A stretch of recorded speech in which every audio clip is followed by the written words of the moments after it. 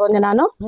ఈరోజు మొదటి మామనార్ మున్సిపల్ కార్పొరేషన్లో ఫస్ట్ సారి బడ్జెట్ మీటింగ్ కానీ కౌన్సిల్ మీటింగ్ కానీ ఈరోజు జరగడం జరిగింది.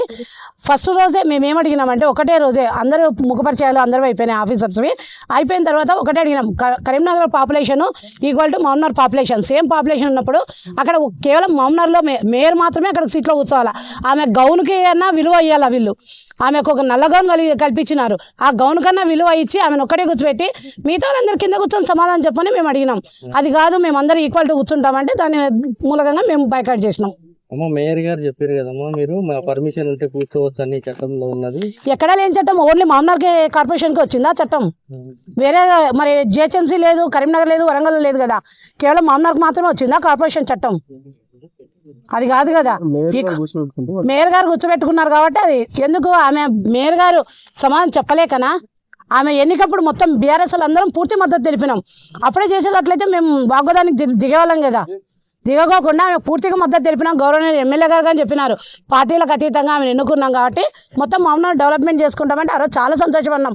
అరే ఇది నిజమేనేమో అని ప్రమాణ స్వీకారం రోజు అందరం సంతోషపడినాం.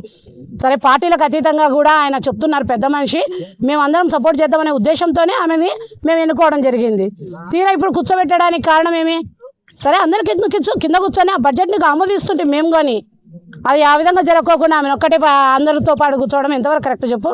అందుకే మేము మొత్తం బీఆర్ఎస్ కార్పొరేటర్లు అంతా బైకాట్ చేసినాం. మేయర్ మాత్రమే కూర్చోవాలా, డిప్యూటీ మేయర్ కానీ ఎమ్మెల్యే గారు కానీ ఈక్వల్ టు కమిషనర్ సార్తో సహా కింద కూర్చోవాలా.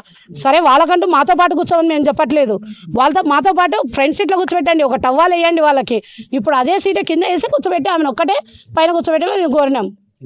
జిహెచ్ఎంసీలో మాత్రమే ఆ రకంగా ఉంటది, మున్సిపల్ కార్పొరేషన్ లో ఇట్లా ఉండదని గౌరవ ఎమ్మెల్యే గారు చెప్తున్నారు. దాన్ని ఏమంటారు? మున్సిపల్ కార్పొరేషన్ అంటే ఇప్పుడు ఆయన సార్ చెప్పడం ఏమి అంటే ఓన్లీ జిహెచ్ఎంసీ యాక్ట్ వేరు, మున్సిపల్ యాక్ట్ మామనార్ కార్పొరేట్ యాక్ట్ వేరు అంటున్నారు. నేను అదే చెప్పిన. ఇప్పుడు సరే నేను హైదరాబాద్ గురించి మాట్లాడడం లేదు, కరీంనగర్ కానీ వరంగల్ కానీ ఇవన్నీ కనుక్కోండి, వాళ్ళు ఏ రకంగా కూర్చోబెడతారో అదే విధంగానే మామనార్ కార్పొరేషన్లను కూర్చోబెట్టి బడ్జెట్ అనే కౌన్సిల్ మీటింగ్ కానీ జరపమని మేము కోరినాం.